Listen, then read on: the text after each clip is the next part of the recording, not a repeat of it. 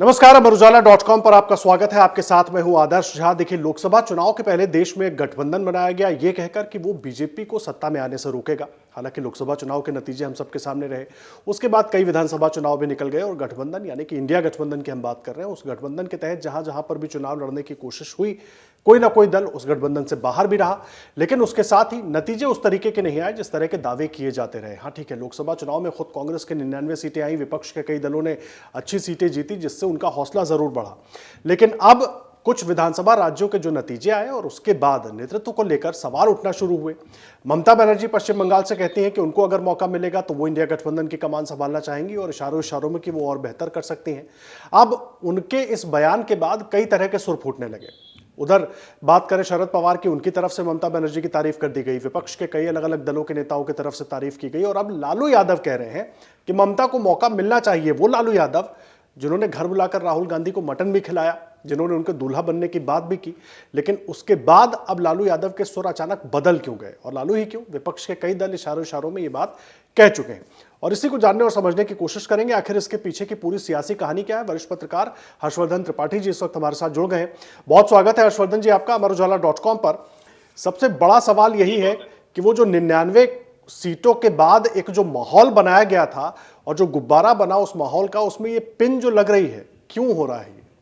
देखिए आदर्श जी, मुझे लगता है कि सबसे पहले एक बात समझनी होगी हमें कि इसके पहले के जो भी गठजोड़ सत्ता के विरुद्ध होते थे, तो सत्ता पर कोई गंभीर भ्रष्टाचार का आरोप होता था, जिस आरोप को लेकर सारे दल एक साथ आते थे। यहां विपक्ष के दलों पर भ्रष्टाचार के गंभीर आरोप लगे और वो ये कहने लगे कि ईडी, सीबीआई, इनकम टैक्स या दूसरी जो एजेंसी है वो हमें परेशान कर रही है, इसलिए हम नरेंद्र मोदी के खिलाफ एकजुट हो रहे हैं। तो जो बेसिक प्रीमाइस है, सबसे पहले तो हमें ये समझना चाहिए और तब जाके समझ में आएगा कि ये गठजोड़ इतनी मुश्किल में क्यों आता है।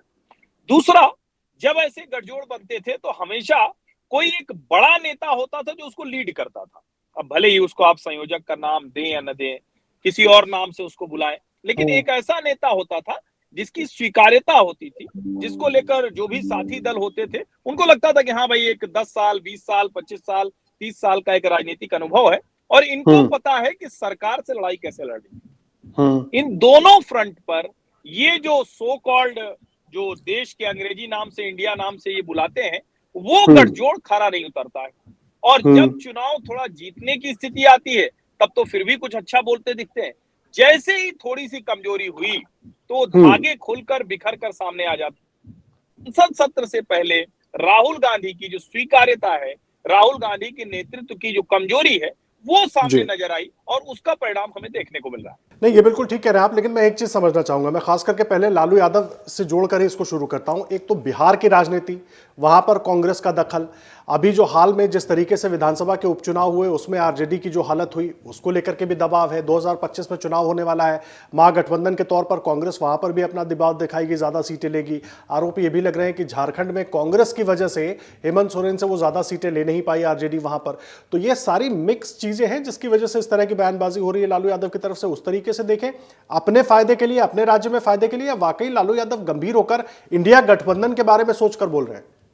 देखिए, लालू यादव आज की तारीख में इस स्थिति में नहीं है कि किसी भी मसले पर बहुत गंभीरता से वो देख सुन समझ पाए। लालू प्रसाद यादव पुत्र मोह में जो भी राजनीति कर रहे हैं या राजनीति करते हुए दिखते हैं वो कर रहे हैं। लेकिन आप जरा सोचिए, यही लालू यादव थे, 23 जून को पटना में बैठक थी जब गठजोड़ की शुरुआती बैठक हुई, तो उस वक्त उन्होंने नीतीश कुमार को खारिज करने के लिए हंसते हुए कह दिया कि राहुल जी दूल्हा बनिए, मम्मी जी भी आपकी यही चाहती।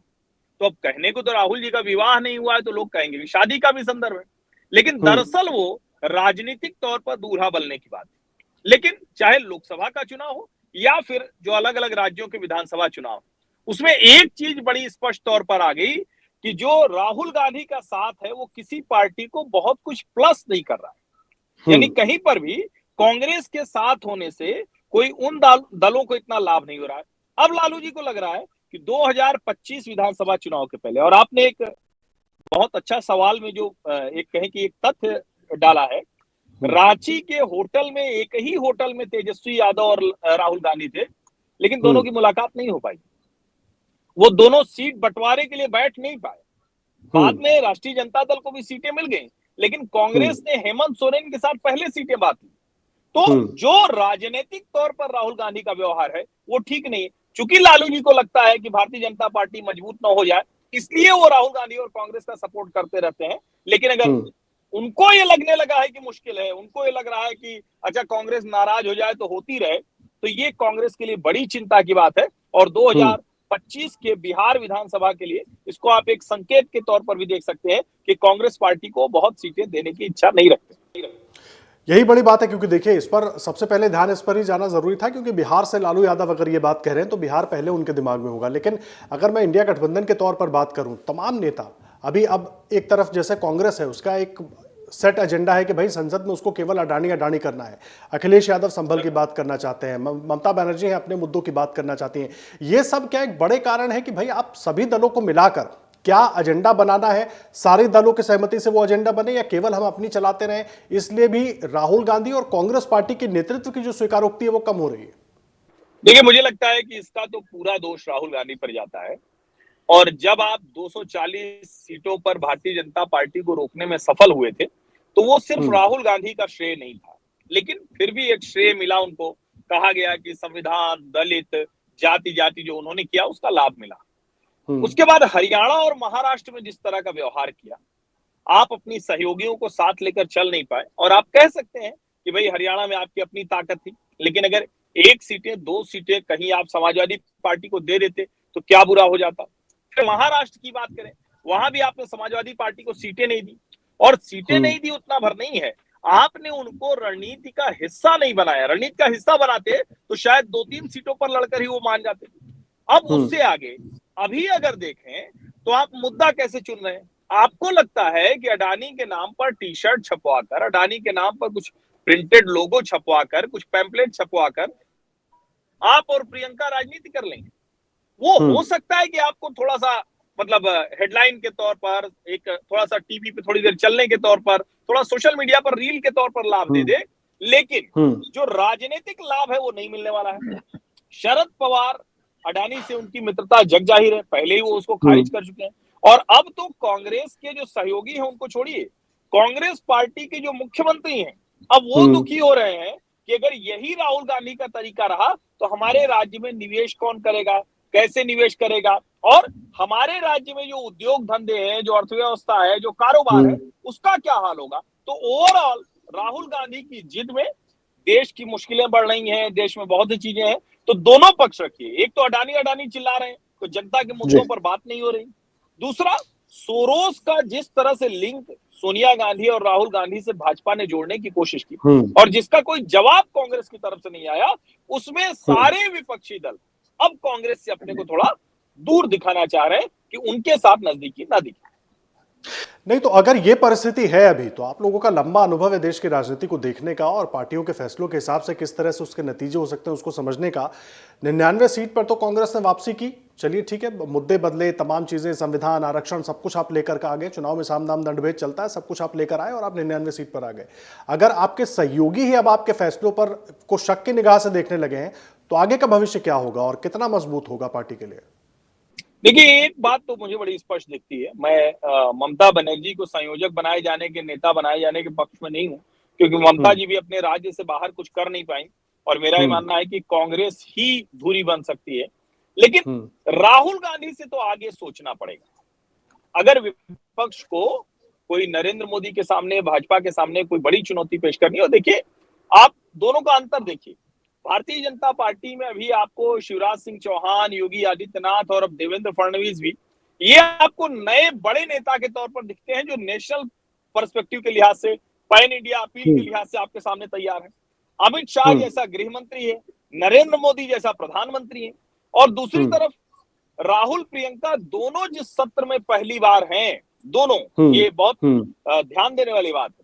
उस सत्र को आप चर्चा, बहस, डायलॉग, डिबेट की बजाय सिर्फ और सिर्फ वॉश आउट हो जाता है। पूरा सत्र बीतता दिख रहा है, 20 तारीख को खत्म होना है, संविधान भर पर चर्चा होगी। और मैं तो एक बात कहूंगा, ये तो मैं खैर मोदी जी से भी कहता हूं, लेकिन क्या विपक्ष को बांग्लादेश पर बड़ी चर्चा के लिए नहीं दबाव बनाना चाहिए था? अगर वो संविधान पर कह सकते हैं, संविधान पर तो हम हमेशा बात करते हैं, संविधान तो हमारे लिए एक तरह से कहें कि रोज के जीवन का आधार है।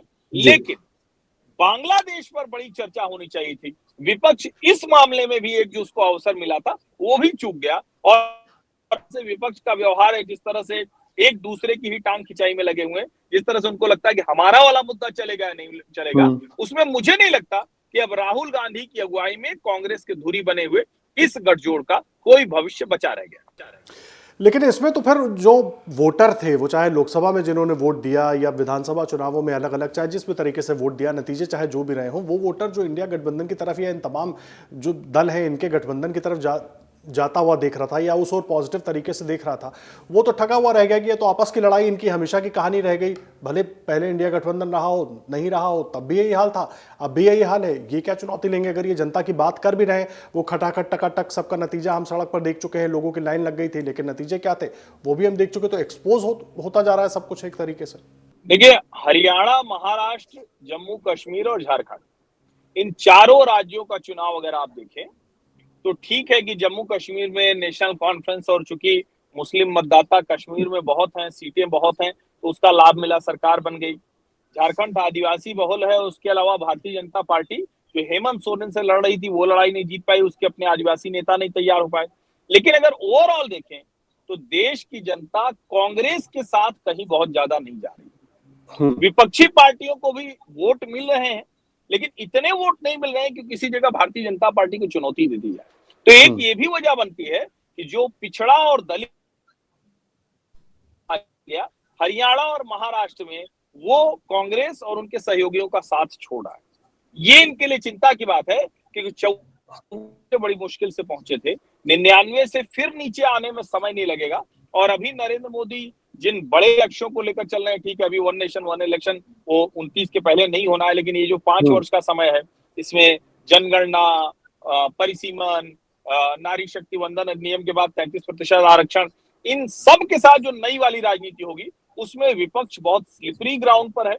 अगर उसने अपने आप को ठीक नहीं किया, तैयार नहीं किया, एकजुट नहीं किया, तो शायद जनता का मोहभंग और तेजी से होगा। अच्छा, एक दो सवाल और मेरे हैं। एक तो जैसे ही लोकसभा के नतीजे आए, ठीक है बीजेपी की सीटें कम हो गई, 244 आ गई, लेकिन उसके ठीक बाद से बीजेपी अलग अलग राज्यों में अपने एजेंडे पे लग गई और उसका परिणाम हम सबके सामने है।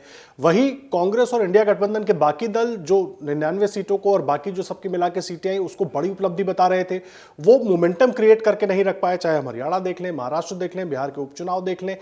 तो अब ऐसे में क्या बीजेपी के लिए सांस लेने की जगह है और इनको थोड़ा सीख लेनी चाहिए? क्योंकि लग तो नहीं रहा अभी तक कि कुछ सीख ले पाए हैं बीजेपी से इस मद में कि कम से कम वापस एक्शन में कैसे आना है।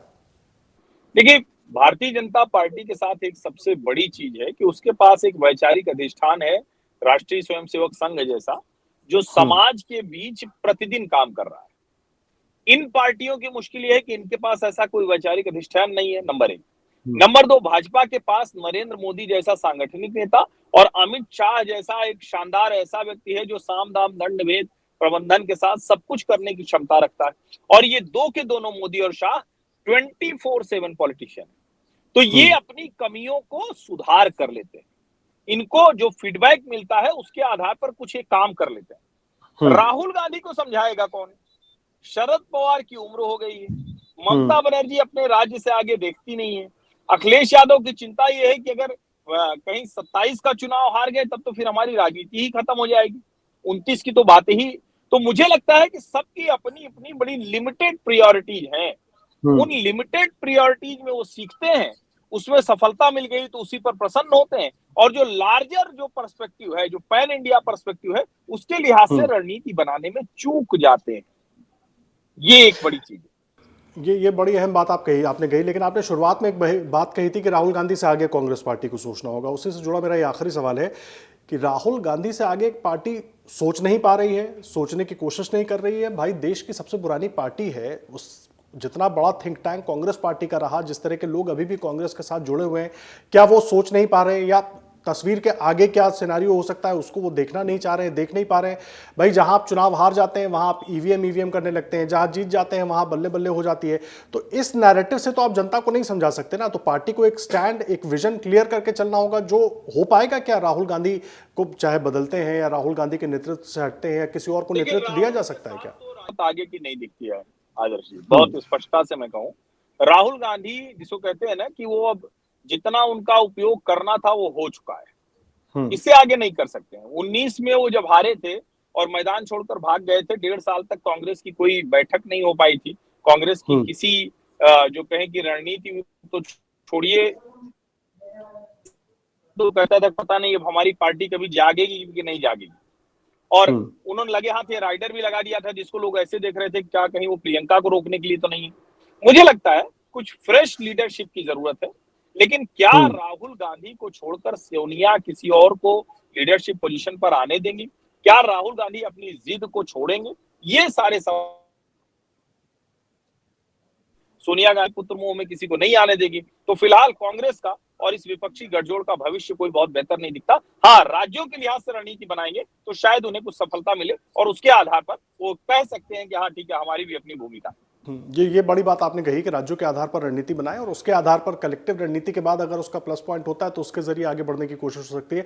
बहुत धन्यवाद हर्षवर्धन सर आपका हमारे साथ जुड़ने के लिए और पूरी बातचीत करने के लिए, और जो परिस्थिति है, जो बयानबाजियां हो रही हैं इंडिया गठबंधन को लेकर, उस पर अपनी राय रखने के लिए बहुत धन्यवाद आपका। तो हर्षवर्धन त्रिपाठी वरिष्ठ पत्रकार, उनको आप सुन रहे थे। इंडिया गठबंधन में अब जिस तरह की सियासत चल रही है, वो लालू जो मटन खिला रहे थे घर बुलाकर, अब वो कह रहे हैं कि नेतृत्व को लेकर सवाल उठा रहे हैं, तो इसके बहुत सारे मायने होते हैं और ज्यादातर सहयोगी दल इस पर सवाल उठा रहे हैं, उसके भी बहुत सारे मायने होते हैं।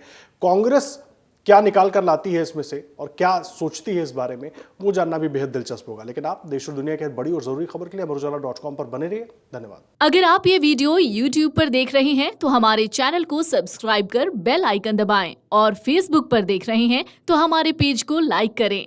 8 मिलियन प्लस सब्सक्राइबर, आपके इस भरोसे के लिए बहुत धन्यवाद।